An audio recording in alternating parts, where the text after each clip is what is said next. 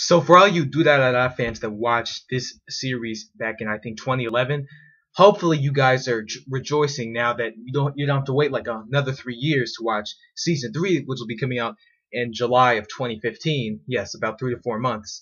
But the thing about this episode is that it left a really major cliffhanger with IZAYA getting stabbed at the end. And it really shocked me because I didn't read the light novel that much. What I know is that this isn't Mikado's character right now, which they're gonna show more of in season 3, which I'm glad because like right in the end of this episode also when Mikado had stabbed Alba's arm, like he kept flipping his pen and then he said for Alba to put his hand on like this piece of paper and then boom, like he stabs his hand. I'm going like, holy crap, like that's so sudden.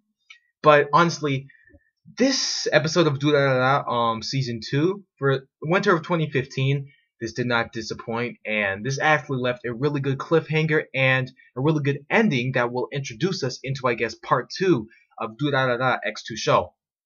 And honestly, I've got to say that this was a really, I would say that it has some sort of flaws. I wouldn't say that this series was really perfect.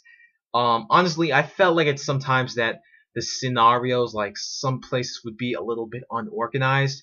Like, like in my opinion, I think there were a few episodes. Like I think it was that transition with episodes 7 and 8, and like 7, 8, and 9. And I think that those were really a little bit unorganized with the scenes. Like they would show this, and then they would try to build their way back up to what they were doing.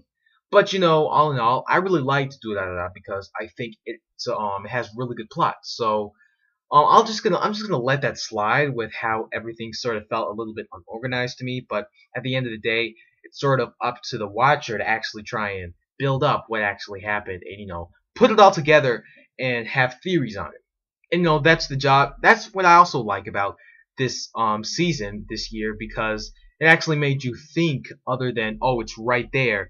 All I have to do is just analyze it. No, it actually made you think about what was actually going to happen, what led up, which is exactly why I could already predict what was going to happen last time, back in episode 11. That's why I'm not reviewing that. But also in this episode, I it was just wrapping a bunch of stuff up. The Saitama, the dollars, everybody was fighting, and they found out that it was actually the Russians, these two Russian hitmen, Verona and Sloan, obviously. They had kidnapped Akane, and once the girl was rescued, all that stuff was sorted out with, and everybody went home. Saitama went home, and then you have Akabayashi, and you also have Aozaki, like the best two members of the Yakuza. I did not expect them to go in like this. Like, basically what Shiki said was he sent those two guys out for cleanup duty. They went in and they cleaned up. And when I mean they went in and cleaned up, we had Verona and Sloan. They were waiting somewhere. They were plotting out what they were supposed to do. What they were going to do was they were going to try and kill Anadi, and then they were also going to try and hunt down the Black Bite and kill Shizuo. They were all trying to plot that out, especially with trying to kill the little girl, Akane. And then Aozaki goes like, well, it's going to be a little hard for that if you're knocked out, aren't you? Aozaki comes in with some sort of like baseball bat, I think. And then you have Akabayashi, who he has no chill. He's going like, okay, you guys are done. Snaps his fingers. Yakuza member, boom boom. He shoots Sloan in the leg like 2 times.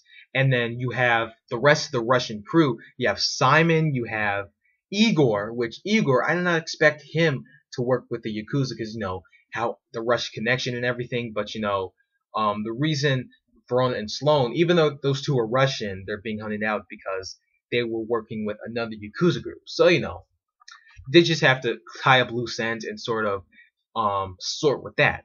And then at the end of this episode, IZAYA actually underestimated somebody for once, and he gets a call while he's walking. He's going like, oh, you're Otohara IZAYA, right? You're a good-looking guy. And then this is what the caller says. It's the block caller. It says, you're a pretty good-looking guy, so I don't really think mingling into the crowd is going to help for you.